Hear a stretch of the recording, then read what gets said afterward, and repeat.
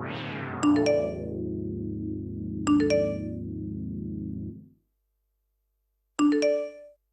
am calling to apologize.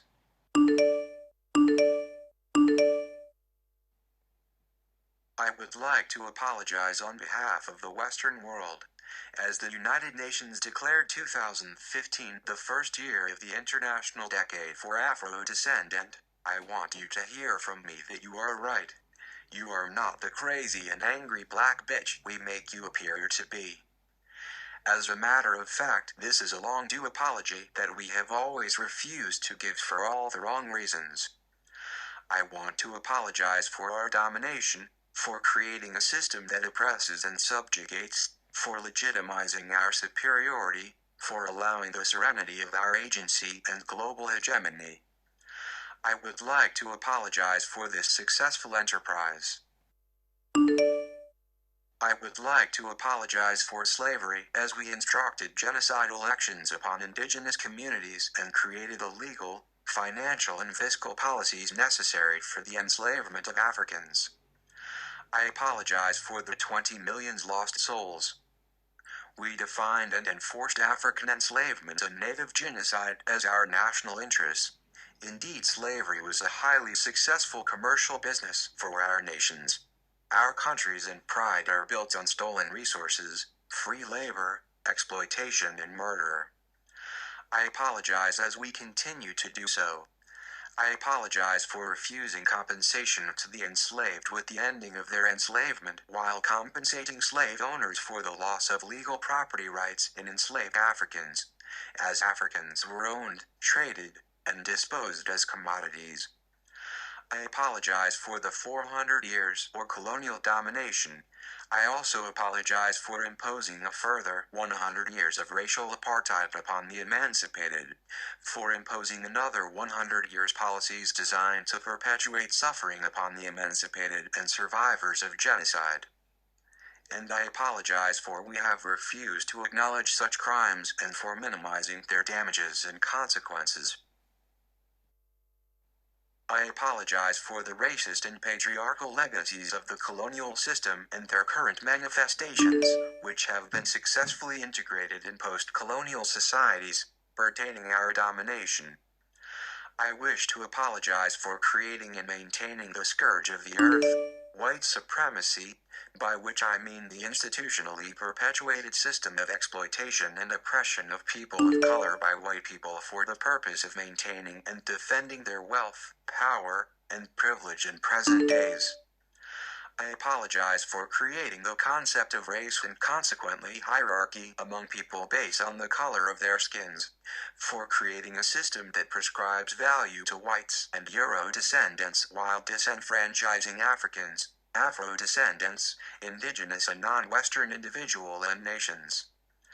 I want you to know that I am fully aware and deeply sorry of how we center the world around us, around our needs, our reality, our history, our well-being, and how we continue to do so for our own benefit, disregarding the consequences, and how by doing so we undermine and vilify any experience, knowledge, cultural production foreign to us, or appropriate it and claim it ours, or worse, consistently and systematically through institutionalized mechanisms, humiliate, marginalize, dehumanize, demonize and murder this other that we created. The fearful and threatening black other, brown other, queer other, disabled other, indigenous other, trans other, the intersectional other and all of those discredited by the white supremacist heteronormative capitalist society we imposed upon the global world. We created the myth so perfectly that we fully believe the lie we invented. The myth of superiority, the belief in promotion of this belief, that we should politically, economically and socially rule non-whites. We created this system of economic, military, legal, social, educational, religious, historical, and cultural domination justified by institutionalizing the inferiority of people of color. And we called this modernity. I apologize for so-called modernity, this new model of global power monopole, which allowed the Western world to place control of subjectivity, culture, and especially knowledge and the production of knowledge under its hegemony, resulting in a simultaneous denial of knowledge production to the conquered people and repression of traditional modes of knowledge production, on the basis of the superiority-inferiority relationship enforced by the hierarchical structure. European cultures being the only truly modern cultures, based on characteristics of modernity like capitalist economic systems, rationality, neoliberalism, and science. This mythology of modernity is just the mutation of hegemonic systems of oppression, empire to colonies to market shares and data mining. The drive of this plague being power and profit, which led us to the exploitative economical system of capitalism. We took over your land and thought of the real estate potential, laughing at those calling the earth mother. I am sorry we disconnected you to nature, to the holistic understanding of the universe, to energetic healing, and replaced it with a white Jesus and Bible. Let me apologize for patriarchy, for propagating the idea that women are inferior to men, for condemning their experience to a social constructed gender role, a role of subjugation, subordination, and submission. I am sorry for the normalization of imperialist white supremacist capitalist patriarchy, for making the word cunt taboo, for transforming the sacred and spiritual energy of women's sexuality into a shameful sin, for your lost connection to the knowledge of your wombs, for cursing your birth and erasing its orgasmic secrets, for making your menstruations impure and sullied, for claiming the discovery of the G-spot, for the long history of sexual slavery, for rape culture, for traumatizing your connection to your own body, for denying the power of your vagina and replacing those sacred knowledge by fear and guilt. I apologize for calling whores, witches, and bitches those of you who challenge this order. I apologize for patriarchy's pervert mechanisms, for the fact that most women have successfully internalized its system and contribute powerfully to its maintenance. I apologize to all the women who don't know that their vagina is the vital force of the earth. I apologize for the intersectional suffering of black women, and all the layers of oppression that burden their existence. I apologize for the myth of the angry black woman, and the hypersexualization, exotic fear, and constant fetishization of their bodies. I also want to apologize to men as patriarchy deeply affected their potential although granting them power. For patriarchy asks of men to be strong, virile, tough, in control, protective, providers, and demands that they do not cry. I apologize for this dichotomous gender binary, for making no safe spaces for in-betweens, for killing transgendered souls and bodies. I also apologize for reducing our sexuality to a cum, for making same-sex love a crime, and for having exported homophobia.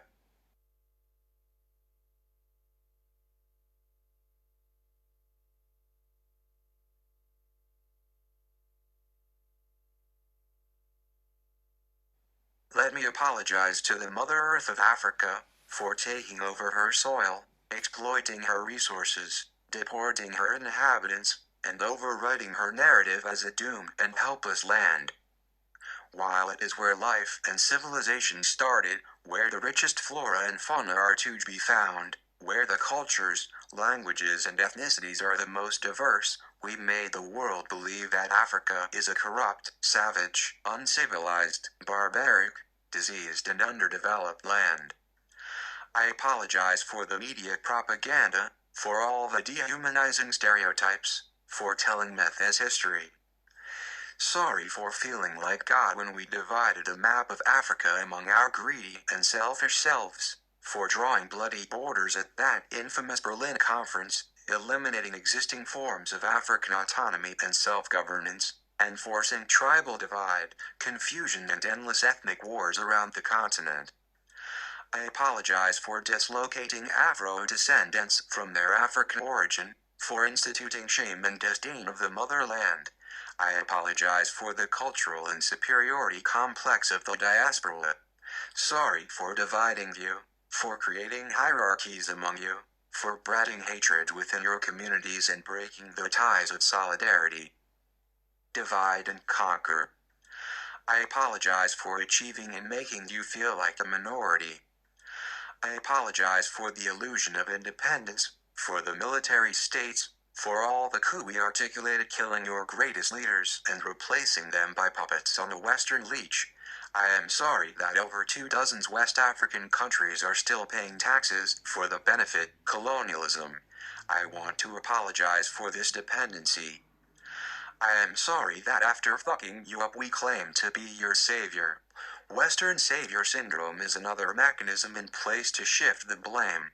Sorry for the Saving Africa humanitarian plague, sorry for the NGOs on your soil, sorry for Western funding, for elementary aids, and for drowning your national economies with our manufactured surplus. I also would like to apologize for exporting our democracy, for pretending to be the leaders of the free world and championing human rights. Africa does not need to be saved. Africa does not need the West. It is actually us who need her to keep exploiting her resources in order to maintain our hegemony. I apologize for the civilizing mission, for our manifest destiny, for thinking we were civilizing the world while literally destroying entire civilization. I apologize on behalf of all those thinking it is all over, it is a lie we made you believe in.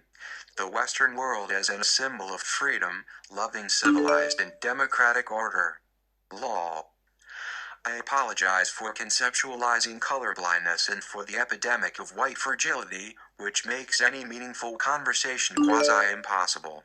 I apologize for this silence which promotes denial and makes one complicit, because privilege is too comfortable. I apologize for creating the belief that racism is a bad action from a bad person, for hiding racism behind the images of KKK, skinheads, or Nazis instead of acknowledging the systemic and institutionalized nature of oppression in every level of society. I apologize for our people claiming reverse racism when confronted to white supremacy. Reverse racism does not exist but is part of a set of defensive mechanisms that allows white people to distance themselves from any responsibility.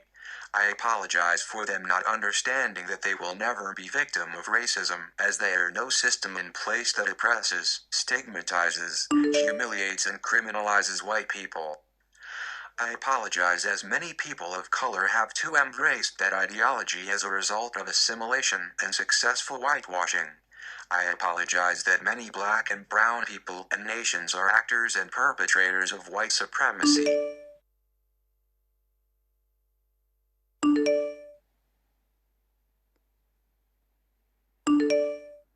I apologize for technology. I am sorry that we use technology as another means of our domination, for not seeing technology as nature, as part of an interdependent and interconnected whole. I am sorry for the colonial mentality with which we designed the internet. I am sorry for making you cyber slaves. For all of this and more to come, I wish to apologize.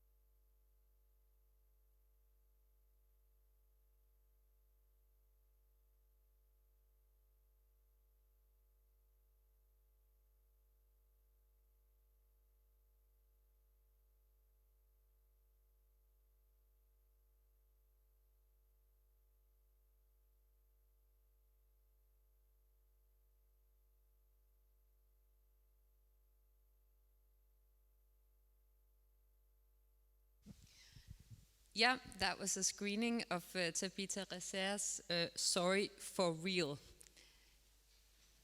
And yeah.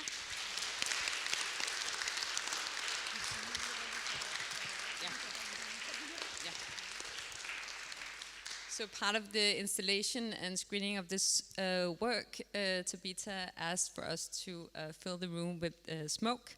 So we will just spend a few minutes emptying the room, opening up the doors. So we will continue with a performance lecture by Hani Kamali.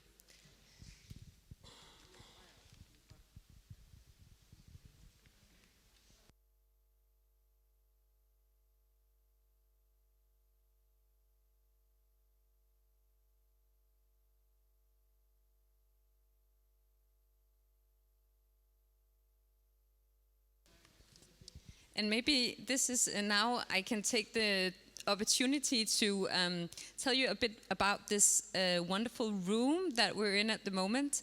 It's called the Skovgårdssalen, and it has been named after Joachim Skovgaard, who has created the mosaic that you see here in this half dome.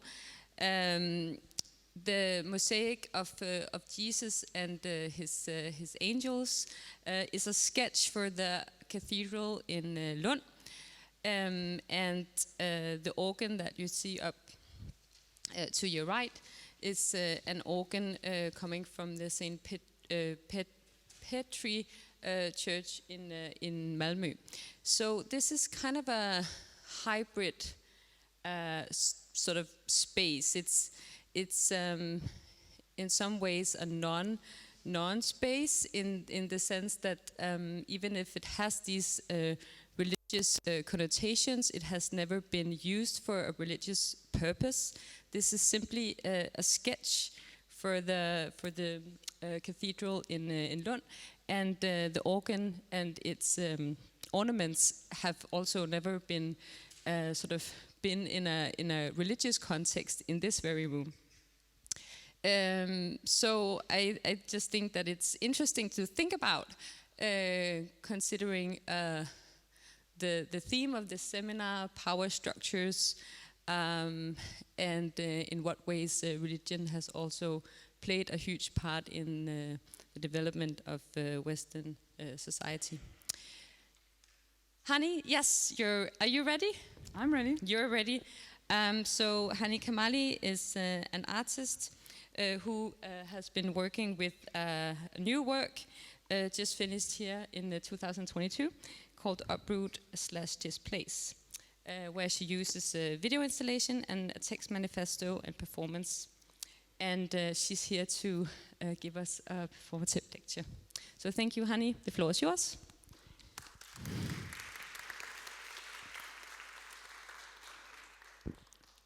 Hello, everyone. My name is Hani. I'll do a performance lecture that is also a performance within the performance. And that performance that is within this framework of a performance lecture is an adaptation or a version of a performance that I did this Thursday, part of the work called Unroot Displace, which part of the work is also at view here in the stairways as you enter this exhibition room.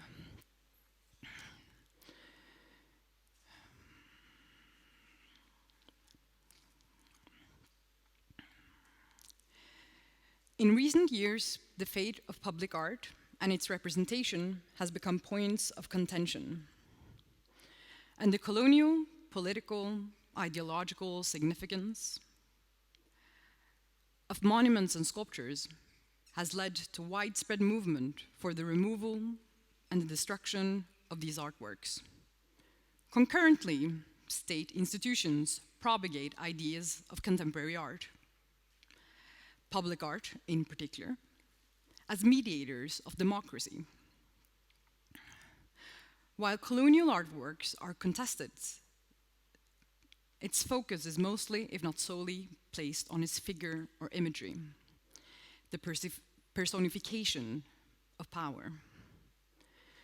the structures that uphold and preserve the value and existence of such artworks and artifacts are rarely explored.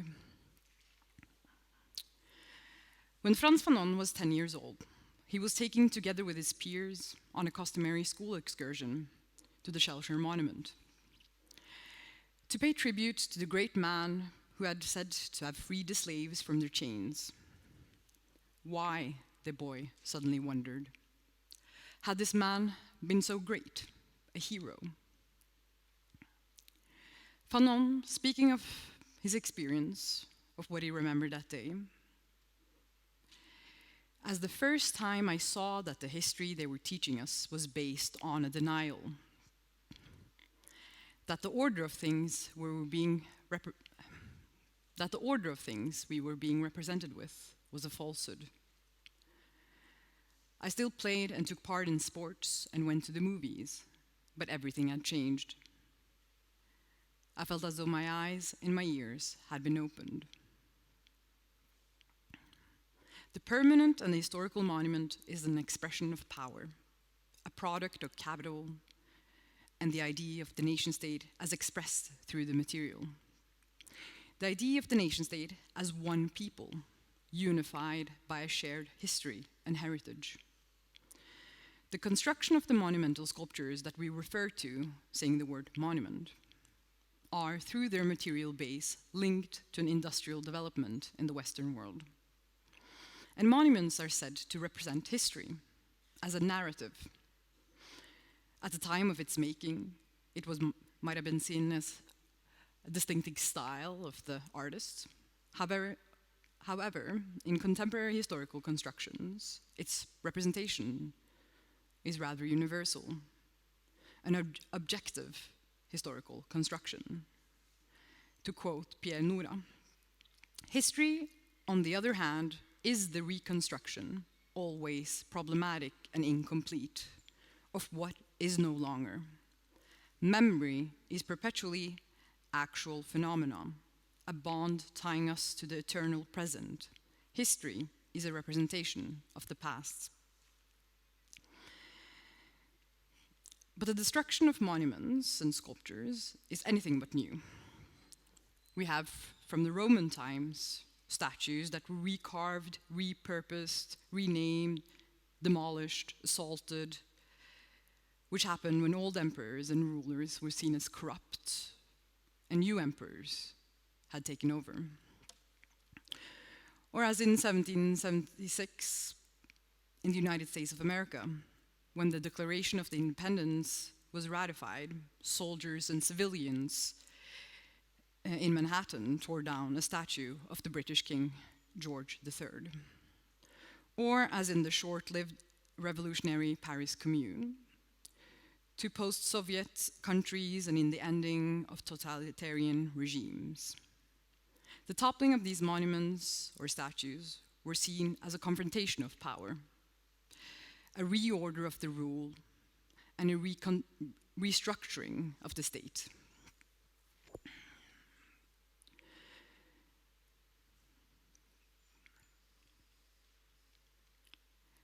When Frans Fanon was 10 years old, he was taken together with his peers on a school excursion to see a monument that paid tribute to the great man, that white abolitionist, who had been said to have freed the slaves from their chains. But why was he a hero? The man, speaking of the child, remembered that day as the first time I saw that the history they were teaching us was based on a denial, that the order of things we were being represented with was a falsehood. I still played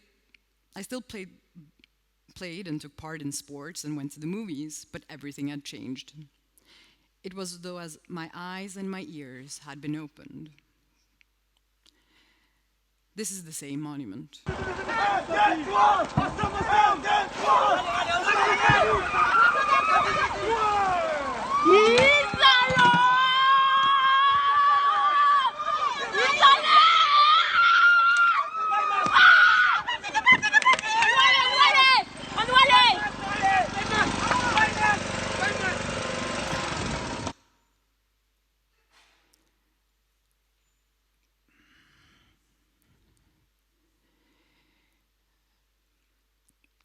But my question brings us back to the local.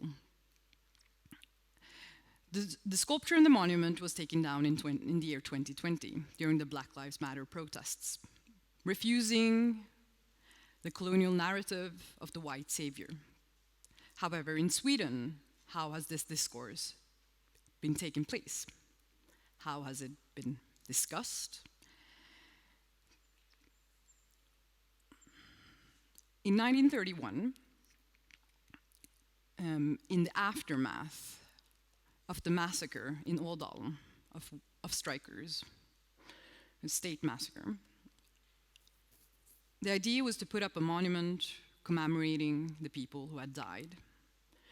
At that point, a group of fascists called Karolinska Legionen sent letters to all the major newspapers announcing that they will bomb the monument and memorial if it was ever to be placed.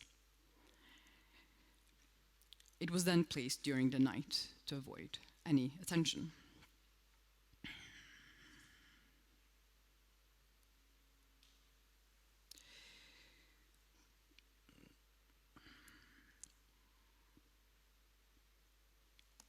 In 2018, Simhopparen by Carl Eld in Kalmar had its arm cut off, suspected to have been done so by a group of Nazis that wanted the statue to salute the Nazi Heil, this in celebration of the anniversary of Hitler's birthday.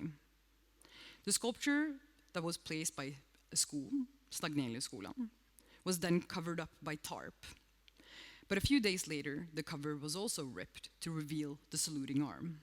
The cut arm was never found.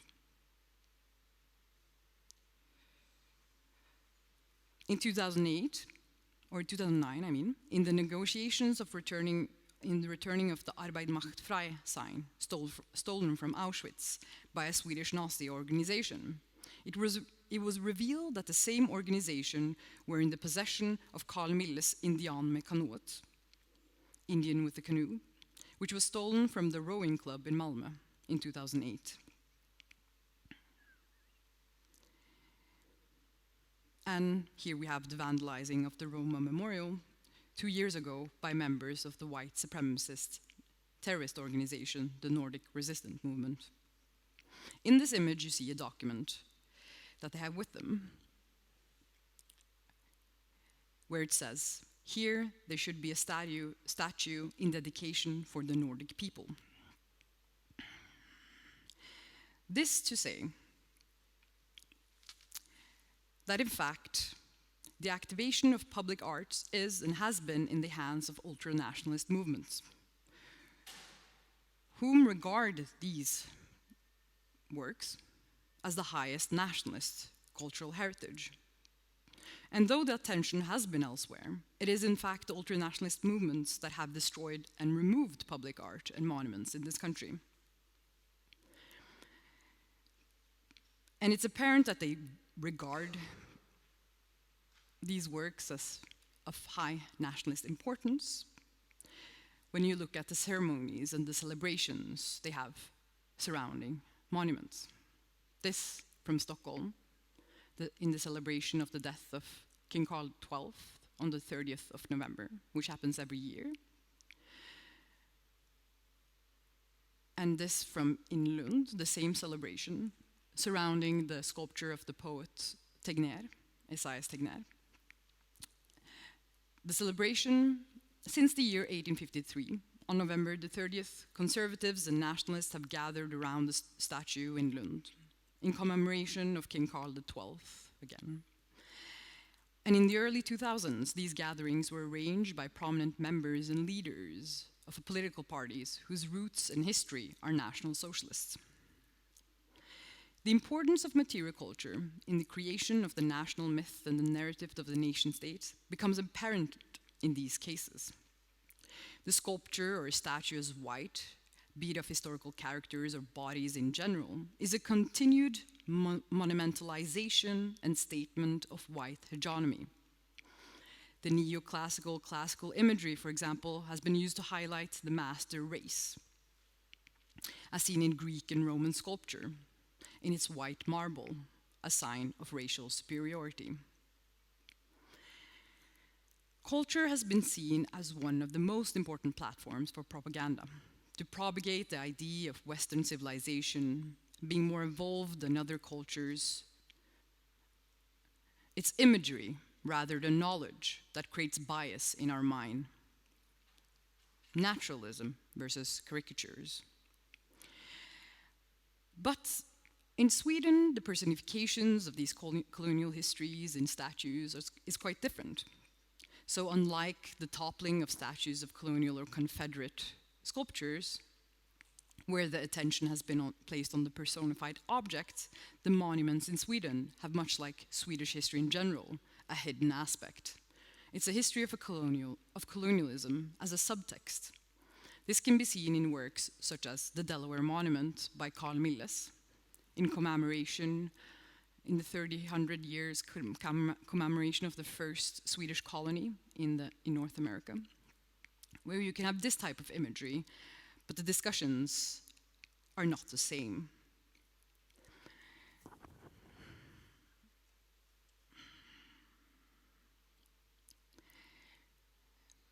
In a dynamic and ever-changing society, these objects are also stagnant and conservative. We pass them by. They belong to our background. They also belong to a past era that is activated by fascism and nationalism. They're passive for the everyday passerby, but they're also dormant for us that left the discussion on the level of theoretical.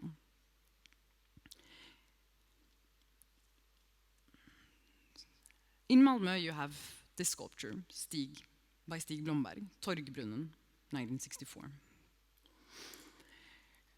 This is a monument commemorating the history of Malmö.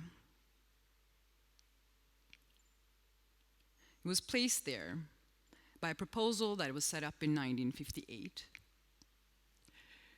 in a rearranging of the main square, Stortorget, where they asked an artist to connect specific parts of Malmö's history to a work.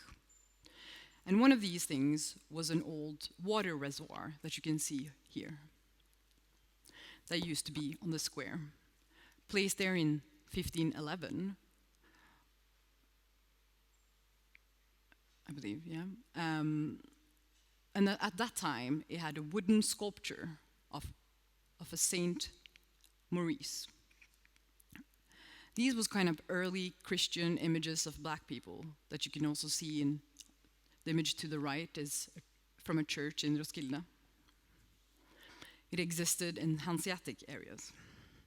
But Stig Blomberg, the artist, instead, took his inspirations from Kammermoors, core servants, and then specifically of Kuchi, that you can see on the right,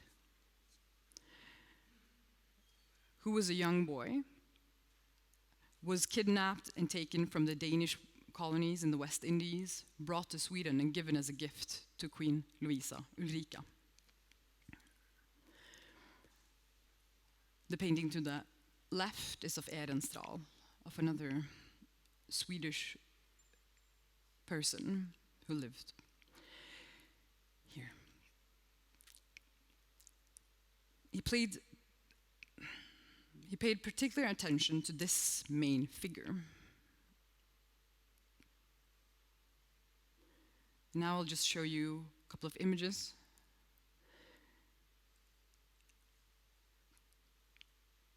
As an introduction to the next part, which is the performance in the performance.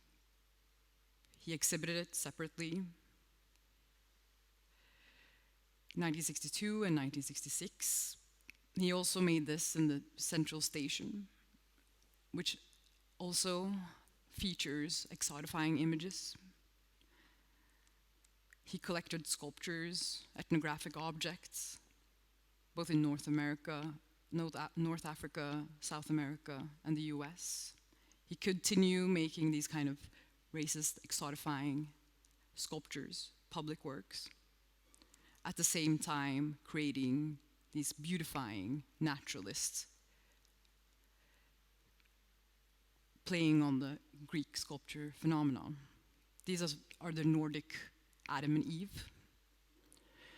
He had also ties to National Socialists especially one of the name Karlberg, who had this magazine of art and culture dedicated to Aryan ideals, where he then had a lot of works featured.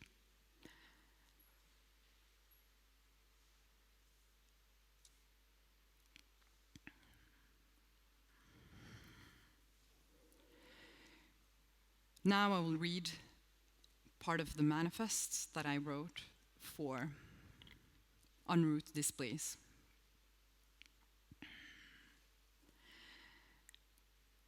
The fountain you see here in front of you is a monument erected in 1964 for the 50th anniversary of the beloved Baltic exhibition. Its ornaments and its decorations are here to remind us of the history of Malmö, figures that portray specific events and times, witch huntings, Jörgen Krabbe, when Malmö became part of Sweden, and the royal Swedish king riding into town. But this monument also contains a history which has too often been left unacknowledged and swept under the carpet, and even denied. That is a history of Swedish colonialism, a history of race ideologies in this nation state. It's the history of racial wounds and traumas. The central figure in this monument that you see is a sculpture of a black boy with a monkey on his shoulders and maracas in his hands. The artist Stig Blomberg, behind this monument, paid particular attention to this figure. It was an individual artwork. He gave it a separate title, Morianen, a term meaning of Moorish origins, a term used to signify a black person. The central figure of the black boy is placed there, seemingly for a historical reason. An old water reservoir from the 17th century, featuring a wooden sculpture of Black Saint Maurice. Blomberg drew his inspiration from elsewhere, though. He drew it from the 18th century paintings and portraits of Kammermoors, paintings that reveal a deeper and much longer history of the presence of black people in this country. One apparent inspiration is Kuchi, later renamed Gustav Badin, a young boy who was born in enslavement in the Danish colonies in the West Indies and brought to Sweden and given as a gift to Queen Louisa Ulrika. I could tell you more about the artist Blomberg, his public artworks that also feature exotifying and racist imagery, of his ties with white supremacy, of how his studio was filled with ethnographic objects gathered in his Royal Art Academy funded explorations. But that is besides the point.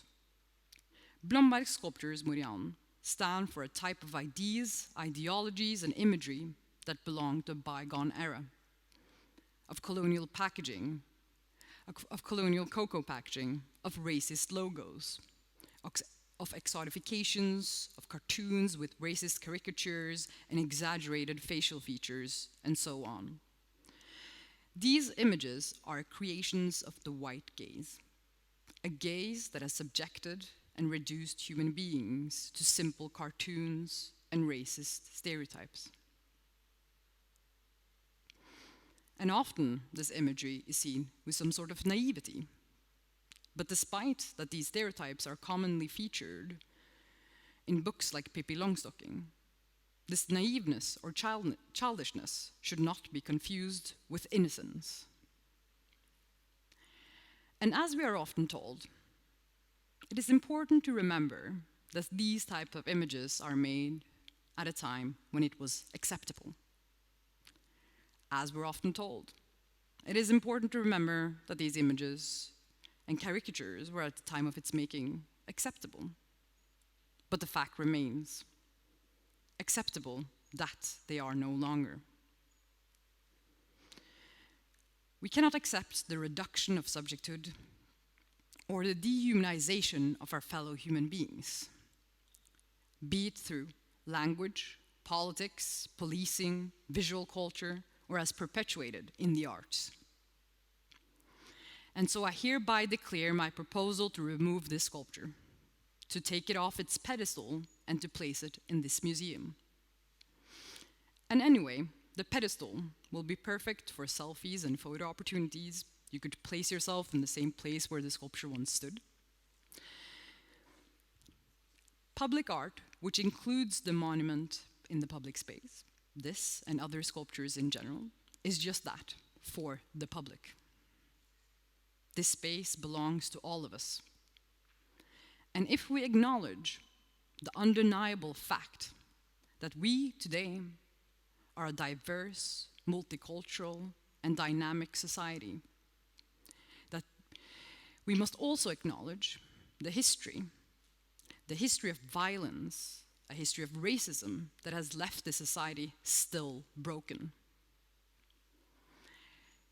Today's society still discriminates. Non-white bodies do not yet bear the privilege of free movement, but rather bear bodies acutely aware of their surroundings. Racialized bodies are the focal point in political discussions, as we see in Sweden today. Non-white bodies are still hyper-visible and scrutinized. Then to also be met with racist stereotypes in the form of racist sculptures in the public space. What does that tell us? What does that say to the racialized subjects in our society? What message are we sending?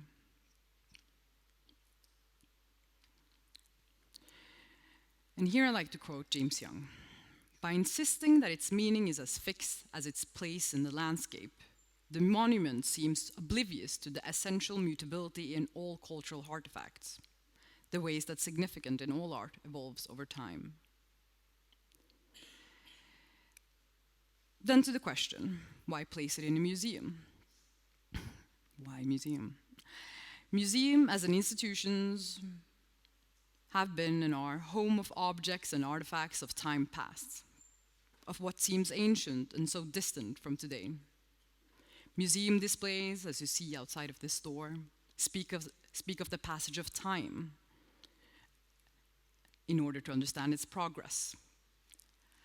However, public art and monuments, their presence in our everyday lives, make them a part of our present time. Monuments propagate a historical narrative, as if it was written in its material form, permanent. To quote the cultural historian Alois Riegel, a monument in its oldest and most original sense is a human creation, erected for a specific purpose of keeping single human deeds or events alive in the minds of future generations. Should racist stereotypes and sculptures be kept for future generations? To be in their present everyday life, perpetuating old racial ideas? And first and foremost, who can pass by in their privilege and not see the fault, not see the sculpture as racist? And who has the privilege to sense racism on their body? I mean, who has the privilege to not sense the racism on their body? Just as the dead animals and the entrance of this museum, racist stereotypes should also be curious and quaint museum objects that remind us of a past that is no longer. A past we have moved beyond from and said goodbye. Thank you.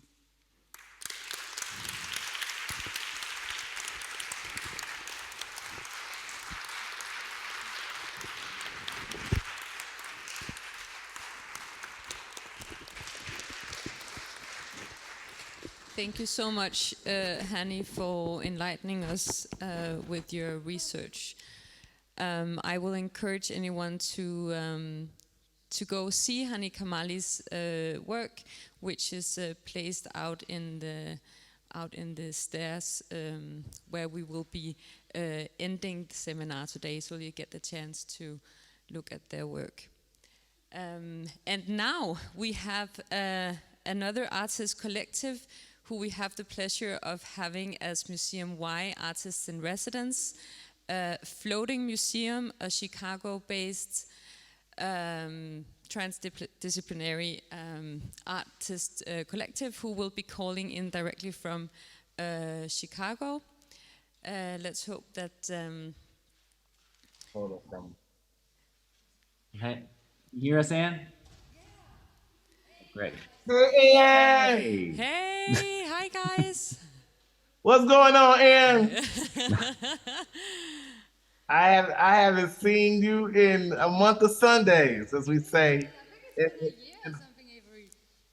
Oh, Hi they're in the guys. shut the door. I forgot. I was in a whole conference. Yeah. Avery, you met Nana, right? Hello. Yes, we No, met. I have not. Oh. This is my first. So this is Nana, and then we agreed on doing this. Also, I need to press I can't hear record, it. and for you to not just see us, this is everyone. Yeah. See, Everyone, please meet Floating Museum. We'll just turn the computer. Can you wave? oh, I'm sorry. You all are in the, that's right. You're in midst. Great.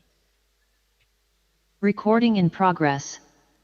Always. Recording in progress. And are you ready, Floating Museum? We are ready. Amazing. Then the floor or the screen is yours. The screen is ours.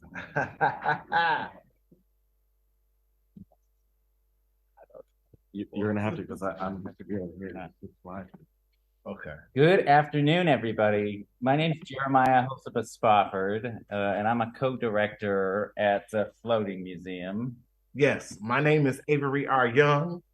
I am a dark-skinned African-American male, and I am rocking like this floral print for those. This is for those who may not be who may be visually impaired, and I am he, him, his, and I am a co-director of the Floating Museum. All those things. Hello, I'm Andrew Shackman. I'm also a co-director of the Floating Museum. And we are very excited to be beaming in to the Eat the Rich Symposium. So yeah, you know, we're going to be talking today briefly about an exhibition we have up at the Art Institute of Chicago called A Lion for Every House. And we're going to be taking you on a little tour of the show. And then we have a problem we're going to be trying to solve with you all in a half an hour, basically. Yeah, we have a half an hour, literally a half an We hour. literally, yeah, we literally have a half an hour to solve this problem. Maybe solve a big problem. You might call it a loose end of our exhibition. So anyway, what you can see right here is if you are in the Art Institute of Chicago, you sort of go in through the front doors. There's two sizable, beautiful bronze lions guarding the entrance to the museum.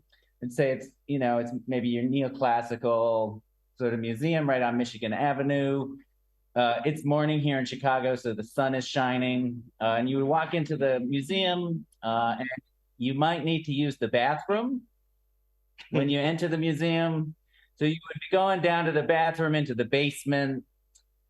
And before you turn left to the bathroom, you would see our exhibition through these beautiful glass doors. And you'd be entering into the photography department. And about a year ago, I guess a little bit more than a year ago, the photography department reached out to us with a solo exhibition question, you know, whether Floating Museum would want to have a solo exhibition. And Avery, are you a photographer? I am nowhere near a photographer, but I like to take pictures. Okay. Yeah. No, Andrew, you're not. I mean, you take pictures. Yeah, I'm not a photographer. Yeah. And actually our co-director, Fahim Najid, who couldn't be here today, something came up. He is not a photographer either. So we said yes to the exhibition. And for the past number of years, Floating Museum has been working out in public space in a number of ways. And we like to think of ourselves as an adjacent collective model, sort of rethinking public space, institution building, collections, communities, Chicago, and also internationally. So we asked the museum a couple of questions. One of the first questions was whether we could give away the collection. That was a question. Yes. I think one of the questions was giving away the collection. And another question was whether the whole curatorial team would work with us on a collection show. Andrew, you can flip into the next slide, because they were really interested in mining their collection of some 40,000 objects. And we decided to have a conversation with them about what that will be. And it started evolving into whether or not we could work with 10 photographers, we could work with 10 community members, hosts that have been pivotal to sort of Floating Museum success in a number of our public projects, along with collections objects. Do we want to rewind jump to in. talk about like the reason for the ask of the items, which is closely related to the idea of the lions and outside of this this building that the Art Institute. So the title of the exhibition, A Lion for Every House, is taken from the title of a book of poems written by American poet Sonia Sanchez, which is Does Your House Have Lions? In a conversation that she's had with another writer, her idea of lions is community. You have people that look after your house. And what we wanted to examine this idea of the lions and that protect this institution with this wealth of art, and really have a conversation about who gets to access it, because the institution used to have a group that would be able to rent a gallery, a rental and sales gallery, who they would be able to rent and then decide whether or not they were going to buy this art. Well, we understand who had the access to it and who did not. And so what we wanted to do was ask them for this access to these items, and then we would just put them in homes of our community, our lions, right? And that's what they were able to do. So I just wanted to make sure. Yeah, totally. Yeah, and what you're seeing is when you walk into the first gallery of the show, there's a circle of 10 photo sculptures. And through conversations with our hosts, the curators went and selected some photography collection pieces. Those pieces were gifted, went out to the people's homes, and then we commissioned 10 photographers to take their portraits. And those photos came back to the museum into this sculptural group of objects. And each sculpture has some domestic lighting that's arranged. And they're sort of arranged in a circle and plugged directly into the building, up into the ceiling. Take him on a little bit of a tour.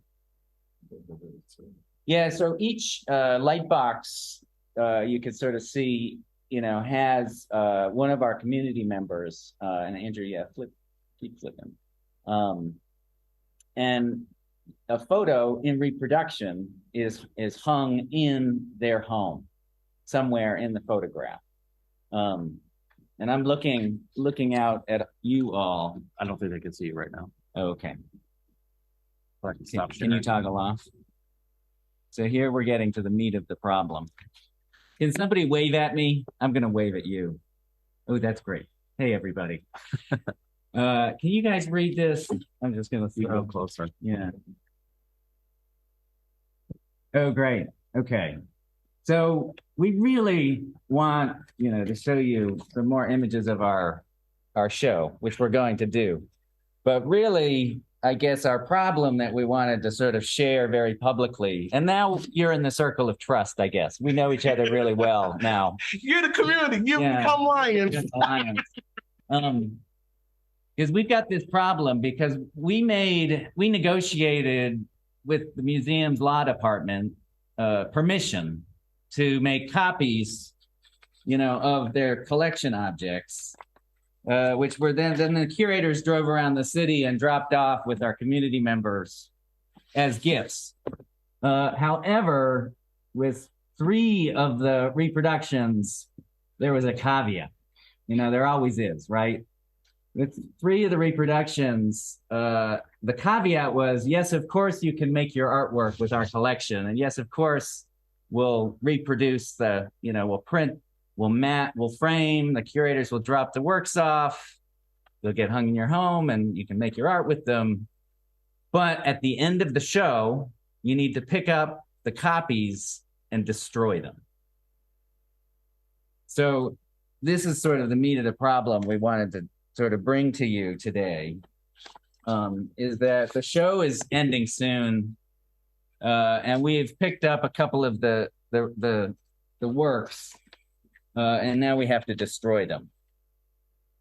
So we invited one of our collaborator curators to jump on in just a couple minutes, and we're gonna work through that with you all. You can toggle back to the images. Yeah, we want to talk about the terms of destruction. Right, the terms. Should we have a conversation about why it's such a situation for us right now? Yeah. Okay. It's a serious situation. So, you see right now in this frame, you see Lavette, who's in the image on the right. She is a lion we met through our partnership of when we were looking for a spot to Garfield Park Mm-hmm. to unleash the inflatable our monument. She became our cultural partner in that quest and getting everything done for that, like our opening day. And which is really funny now that I think about it, to the left is Serge, who is a part of the DuSable heritage, he was there that day, right? But Serge is a lion who's very instrumental in the work that we did with getting the Founders Monument created. We don't have any images of the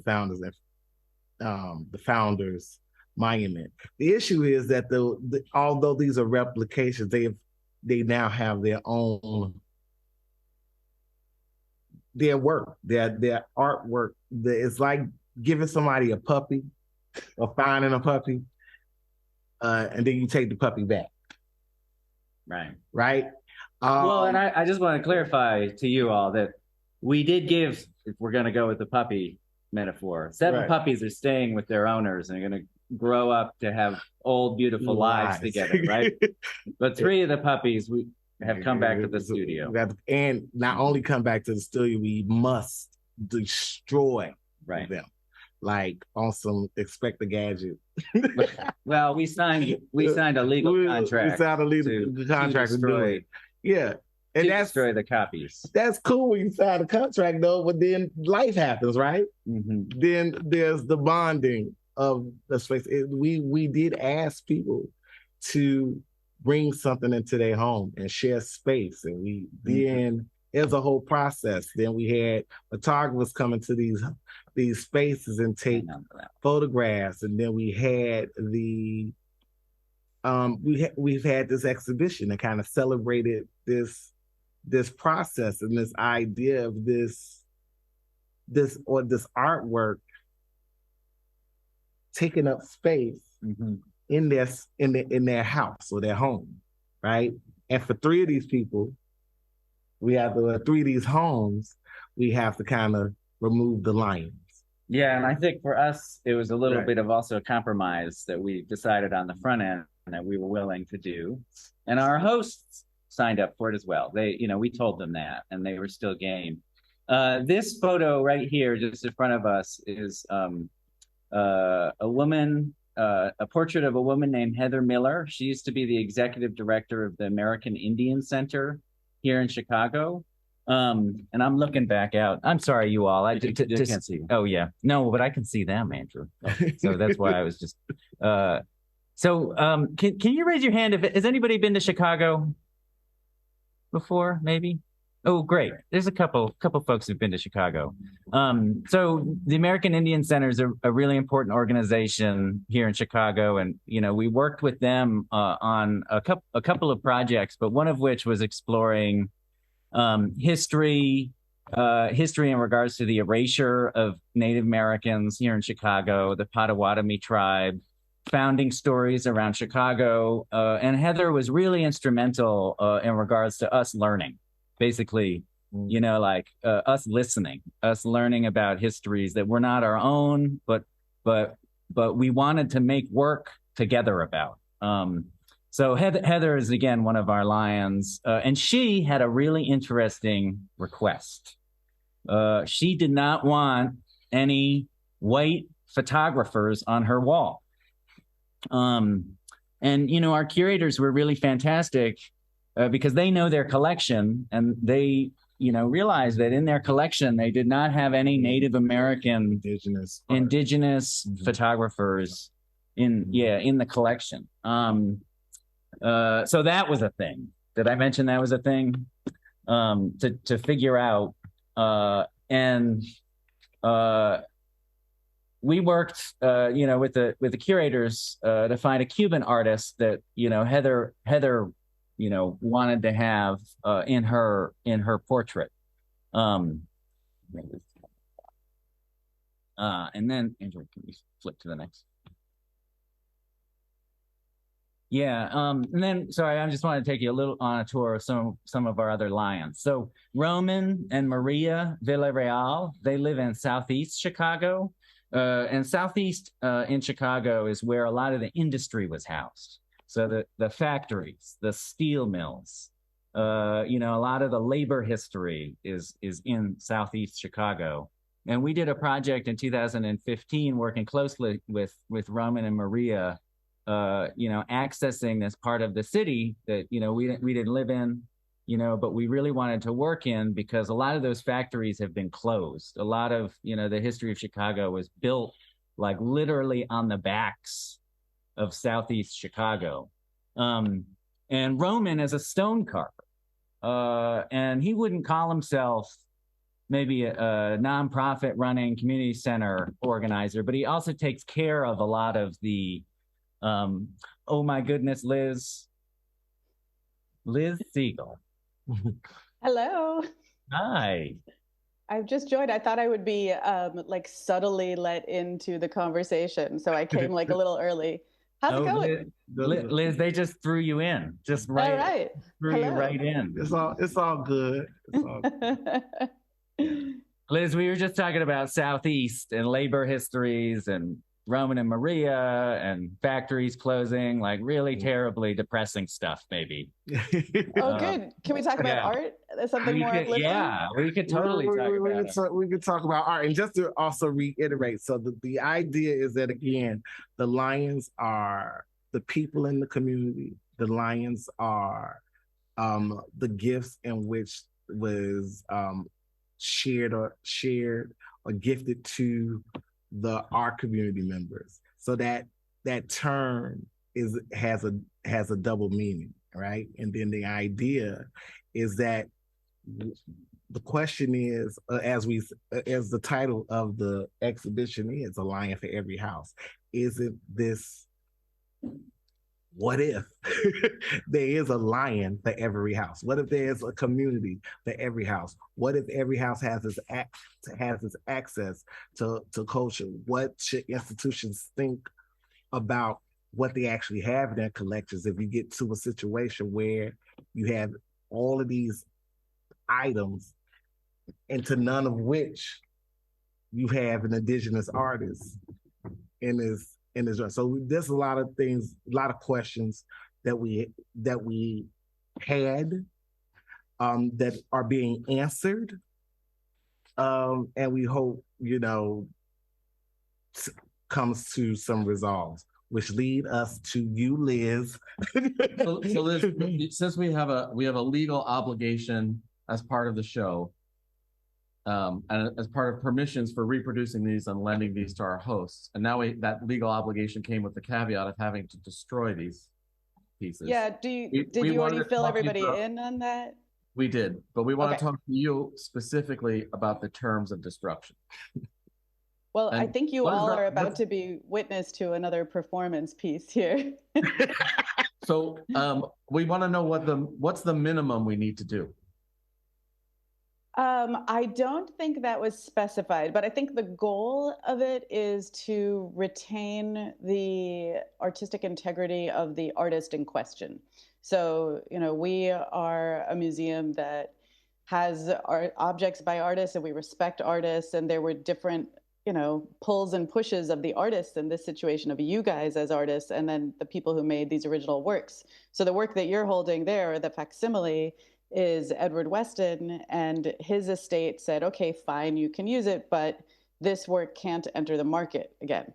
So what do we have to do to it to make sure that there's evidence of destruction? I don't know. I think maybe a good theatrical rip in a room of people would probably do it. Oh, you want us to do it now? You just want us to rip it? Well, it's so how much of a rip can we how much of a rip would take this out of circulation? Are there any copyright attorneys in the crowd? Oh, that's a good question. That's a wonderful question. We didn't ask. Are there any copyright attorneys in the audience? No hand.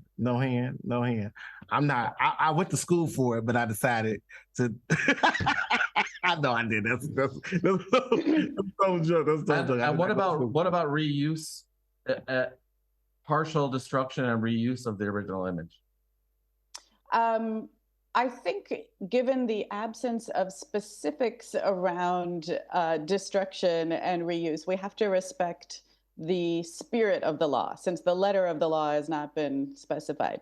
So the spirit is, you can use this Edward Weston photograph for this one purpose, and after that, we want to make sure it's not used again without our permission. Okay. So if we were to paper shred it and reconstitute it into another artwork, would that break the category?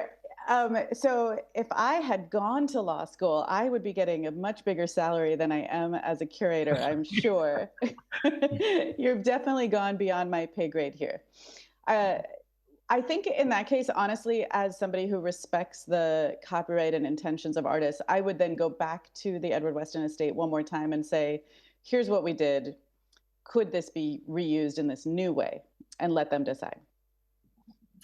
Yeah, Liz, I'm going to go deep into the bowels of the museum with you just a little bit, just because we've got this audience that some of whom might be museum professionals. But one of the, I think, gifts for me of the exhibition and sort of working together was that Floating Museum usually is sort of a DIY one-stop shop for all our projects. We often do we do the curatorial, we do a lot of the art production, and I guess working with you all, you guys took the load actually of this image reproduction question, right? When we were asking about giving away collection items, right? Copying your collection, gifting, not selling. So I was sort of thinking that this symposium is called Eat the Rich, correct? Might have to do with capitalism. Yes. But I was just thinking about, some of our, I think, initial conversation was reflecting on the museum as this storehouse of treasures, right? And you guys have how many objects in the collection? Is it in the photo collection? In the photography collection alone, we've got about 25,000. Right. And that gave us a heart attack, Liz, when you said, you welcomed us in and said, here are 25,000 objects. Well, I think the reality of asking artists to work with a collection and then throwing them in the deep end is definitely a little bit more fraught. It's helpful to have some guides along the way. Yeah. So we're trained to make things, and we're not well trained to destroy things.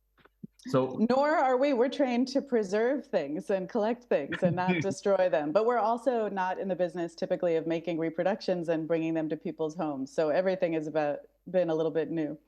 And thank you. We just want to thank you for taking this leap with us. I say all the time, the magic is in the leap, right? And it's been wonderful. It's been really fun, eye-opening, a little shot of adrenaline for all of us, I think. Yeah. Well, and paperwork, right, Liz? Sorry, I was going to get back to the bowels of the museum, and you all negotiated on our behalf and the museum's behalf the reproductions, right? Like you reached out to all of the estates. And... Right. Well, I mean, I think there's a lot of unseen labor going on here. So people come into the museum and they see the sculptures, but they don't see the networks of relationships that you all have built up through, years and countless meetings and emails and phone calls.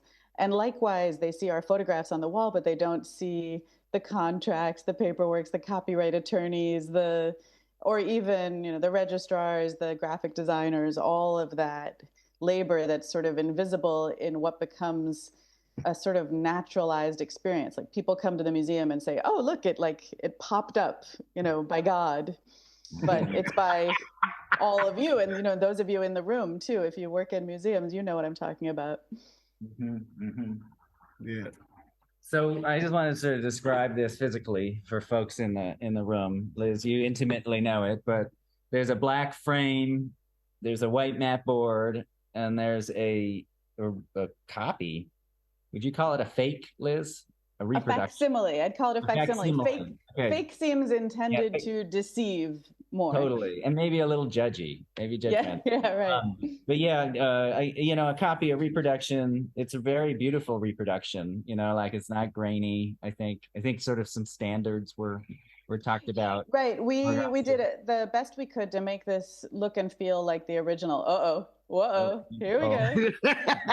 It's just my Quentin Tarantino impulse. Does anybody out in the audience know that Robert Frank scene in one of his films? If you know Robert Frank, the photographer who did The Americans, he had become kind of an icon, and his pictures from The Americans had become iconic, and he really wanted to disavow that. So in the film, he took a stack of prints and he drills right through them. And you can hear everybody in the audience like, especially collectors who see how much this is worth, that he just doesn't care. He just drills right through a stack of them.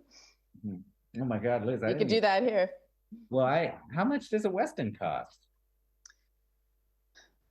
That's a great question. Depends. They can get up to the high six figures. Probably not this image, but yeah, certainly some of the iconic ones. Figures, right? That's like many thousands of dollars. Okay.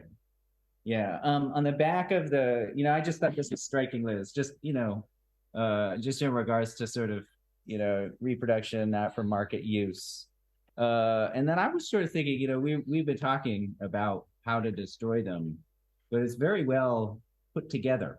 Just in regards to it's a really professional frame. There's it's missing one thing, Jeremiah, isn't it? Is it? Oh. From the side that you guys are on, what's it missing? Oh, it's glass, Liz. Yeah? Yeah. Why is that? Because it's a copy? Well, so the glass preserves the photographs from light and from whatever else you're drinking your glass of wine and you splash on it. Sure. We don't need to worry about preserving this. But also, we worried it would reflect in the photographs. So we wanted the photographers to have a little more latitude with their pictures. Are you giving us so if we hang this in our window, we could allow it, the sun to turn it into a raisin?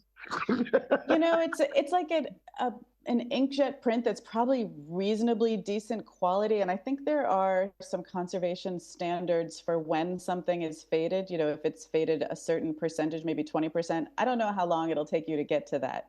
I don't know if that will satisfy the Weston estate in terms of its destruction. So they want it fast. It seems like to make new work, we need to collaborate with you again.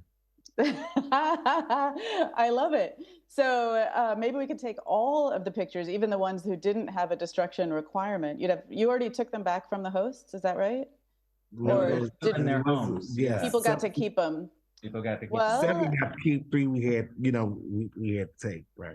I mean, I think there are lots of different statements that you can make in the destruction of work. If you were to have a big bonfire, to me, it connotes some, political burning of art, or certainly of books, right? You could do something that would be making another artwork rather than an anti-art statement. I don't know. You guys should have some fun with it. But yeah, we could definitely collaborate again. We have a couple of minutes left. Do you want to ask one of them how they think we should destroy it? Yeah. It's going to be crowdsourced art destruction. Yeah, crowdsourced art destroy. Since we have experts in the room. Since we have experts in the room. And this is being recorded, right? So we can get you, it's for we can blame you later. No. Yes. No one has a suggestion. They're like putting them on the spot. They're like, I love it though. Yeah. It's all good. I would. No, Liz, I want to tell you, just coming to this, just 2 days ago, I went to Southeast to Joanne, who's one of our Lion hosts.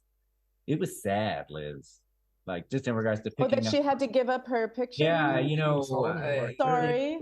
When we were sort of talking initially through this process, it was very cerebral for me. Thinking about the porosity of museum walls, the collections, moving things out of the institution, so it could into the public, it comes back. But then Joanne was like a person in front of me, and she was like holding her artwork.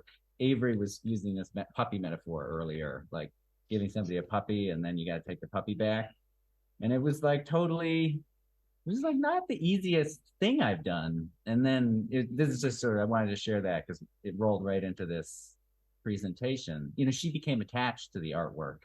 But I think there's also a reason for that, which is the reason how the choices came to be. So that artwork is hers because of things she said and conversations we had. It was a very personal relationship with that particular work.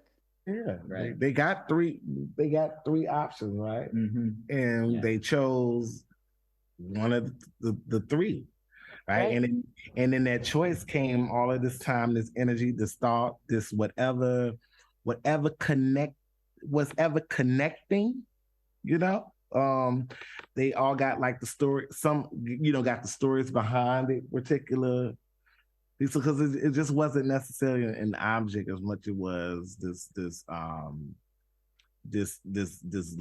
labor of energy transference. So this is, of course, not easy for, and I mean just Joanne's personality too, right? It's just not easy to let it go. We've been thinking about appending to Walter Benjamin's work of art in the age of mechanical reproduction, which was kind of the in a photography department, the idea of reproduction was made this possible. I don't think we could have done this with paintings. That's true, but you also, you can tell by the fact that we're destroying this that we still have a firm attachment to the aura. Right. Well, so one of the questions is if we could somehow reconfigure these to maintain the aura but annihilate the image. And maybe this is the discussion of our next works. So like if you ripped the Rogovin and then put it back in the frame and gave it to Joanne, would that satisfy both the host and the estate? It might. So I think we would love to collaborate on another round of works, not without the heavy lifting of having curators and preparators and conservators, unless people want to comment. Well, so then I think I would bring in our intellectual property attorney, exactly, who loves this kind of stuff and loves finding creative ways to work with artists in the collection while still respecting the law. We have like 2 minutes, so we're under the gun. We're under the gun. But I can double dutch on it. I see it. I can see a hand in the audience. Yes. We can hear you. Mm-hmm.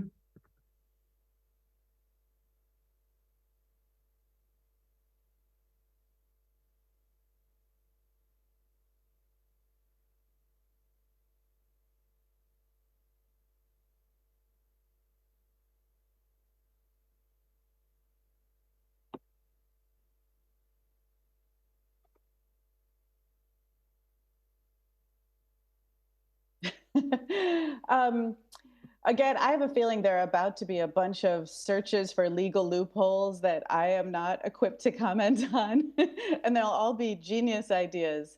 I think the point is, the estate has a vested interest in keeping that reputation intact, and that they'll do what they think they need to do to make that happen. So other artists or estates were a little bit looser with that understanding of what kept the reputation intact. So it's sort of up to each of them, I guess. I think the idea of the legal loophole and the estate's permissions having embodied in the transformation of these works could be a really interesting series of sort of legalistic reconfigurations or transformations of images and art. Well, it's sort of like sampling in a song, right? There's a whole established legal precedent for that, and you have to make a new work, and that's certainly what you guys did. But we, as custodians of the work, also have our obligation. So if you happen to own this picture, I don't know, maybe you could just do it, but I guess you would be flouting the copyright law. Still, yeah. Liz, I'm having flashbacks to our exhibition process right now. I just wanted to tell you that out loud. And I just really wanted to thank you for joining us and workshopping in very public. Every step of the process has been fun and illuminating, honestly. Liz, what do you suggest we do to destroy it? I think you give it a lot of thought and think about what the different actions could mean. What does it mean to burn something? What does it mean to submerge it in water? What does it mean to rip it? What does it mean to shred it? All of those, to me, have different connotations. What does it mean to do it publicly or privately? You guys, you're the artists. You'll figure it out. Thank you, Liz. All right. Bye, everybody. Enjoy the rest of the conference. All right. Enjoy your morning.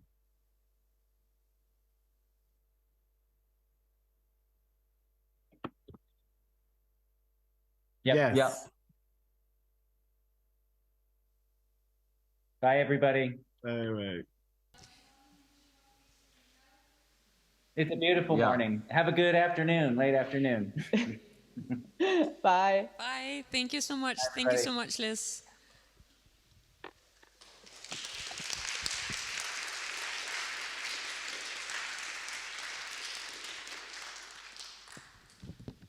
So that was a floating museum calling in from Chicago, together with curator from Chicago Art Institute, Liz. So, Floating Museum are Museum Y artists in residence, together with Apparatus 22, who you met in the beginning of the day, and we will end the day the same way that we started it. So I will give the word to Dragos and Erica, who will formally close off this day.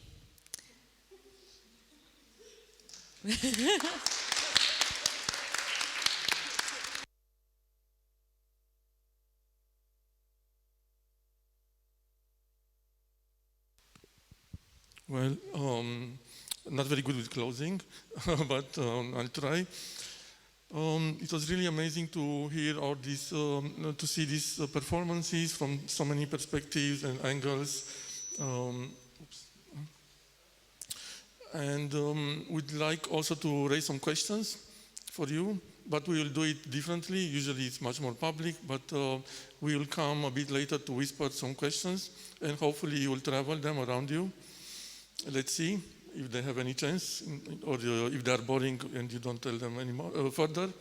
And we'd like to propose a very, very short video statement that we did in 2020. It came out of depression maybe and a bit of frustration with many, many promises at the beginning of pandemic time on many people that cared about artists and promised many things, and then we felt there was a huge gap between those promises and enacting those waves of empathy. So we made a statement about that. It's called Ecstasy of Giving. So it might look a bit harsh, and it should be, but then also we want to give also the sweetest exaggeration, or the biggest exaggerated reason for giving and for generosity. So hopefully it will work. And yeah, let's have a drink now a bit later. Yes, I will say something after. Please, yeah, okay.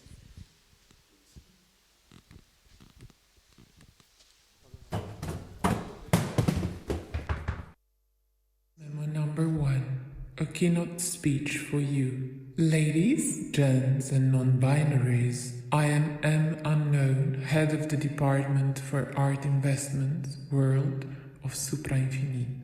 These Apparatus 22 babes, Maria, Erika, and Dragos. Number 1, a keynote speech for you. Ladies, gents, and non-binaries, I am M. Unknown, head of the Department for Art Investments, World of Supra Infinite. These Apparatus 22 babes, Maria, Erika, and Dragos, asked me to deliver a keynote speech on one of my dearest subjects, care for artists. I am doing exactly that by channeling my voice through them. I will take the occasion to also explain what because of many suns really means. And as I mentioned care for artists, please expand this to curators, art workers, etc. As you might have already guessed, the message is addressed to you, collectors, patrons, friends of the arts, new or legendary, conservative or daring, and everything in between. Memo number 2. Down to earth, scrupulous, or irrational. Well. Truth is that my eyes are burning and ears are hurting after catching up with things on your side, of which social media is super abundant, almost succumbing to promises of help in generous words of care and declamations of empathy. But when you look around, not much is translated in action, truly fatal for the subjects of your care. I struggle to grasp why this gap between the talk and the deed is growing, getting deeper, wider, darker. Can you see it as well? Am I too scrupulous, even absurd with my expectations? Memo number 3, setting the scene. For artists these days, the nightmarish landscape is crushing with so little signs of hope to hold on. Still, expectations are high. One hears on and on, oh, this must be an inspiring time to work and reflect. How can one do that when precarity is ever more present and heavier? Do you think artists feed on glory and promises? As seasoned experts turning words into deeds and making possible radical changes of perspective, there are 2 things I find important in setting the new scene for you, dear collectors, patrons, friends of arts. Certainly, you don't hold a priori more responsibility than others. Less offshores, more taxes paid, along with social and ecological responsibility should do.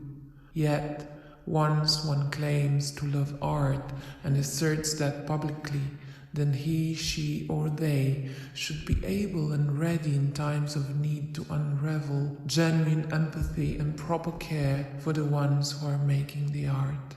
They are the fragile core of this ecosystem, the membrane filtering bigger than life dreams criticality, the art that doubles as social good too. So, if it's not too much to ask, can one move the thinking about care and relevance well beyond the seductive illusions of the market?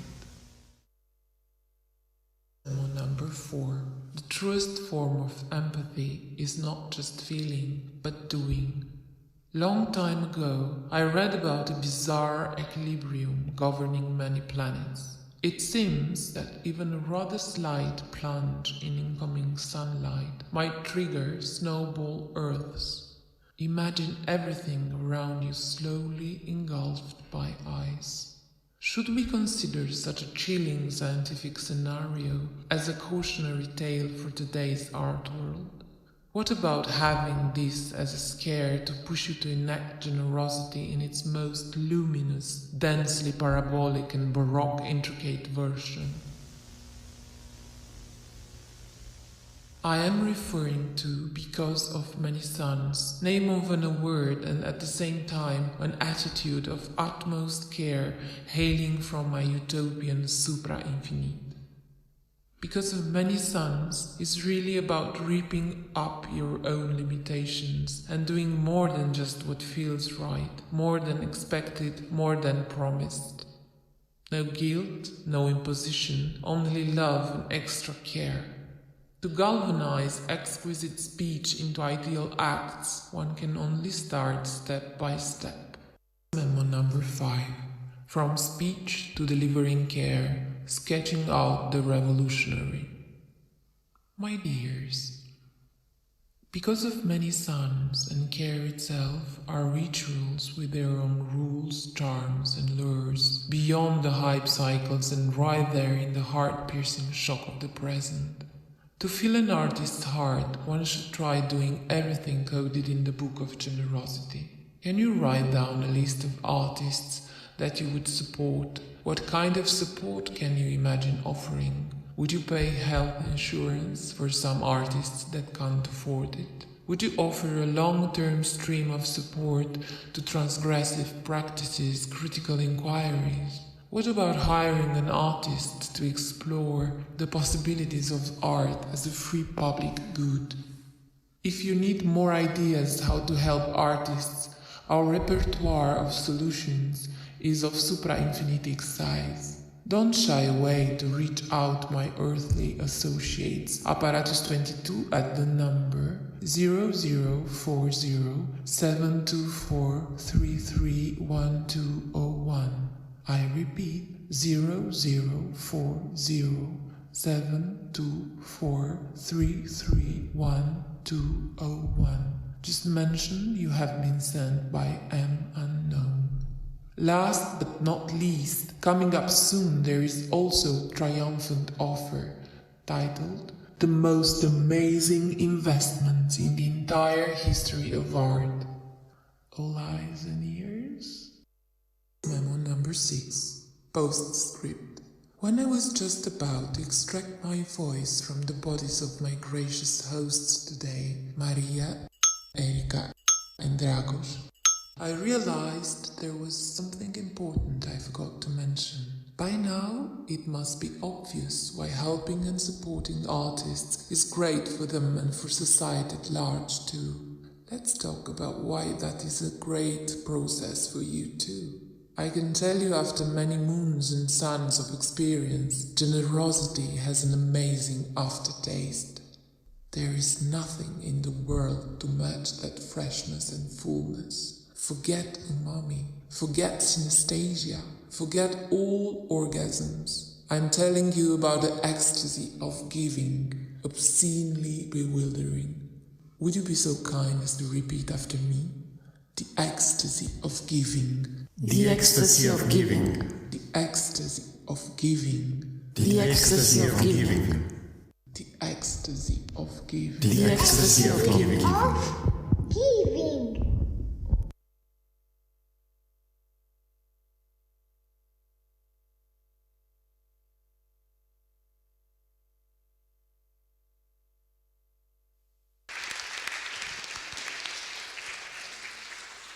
And on that note, we will be giving out drinks in the big hall where the staircases are, where you'll also get the chance to have a look at Hani Kamali's work.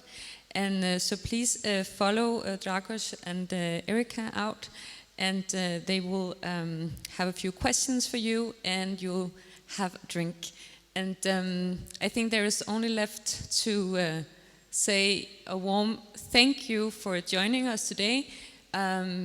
Please follow our work.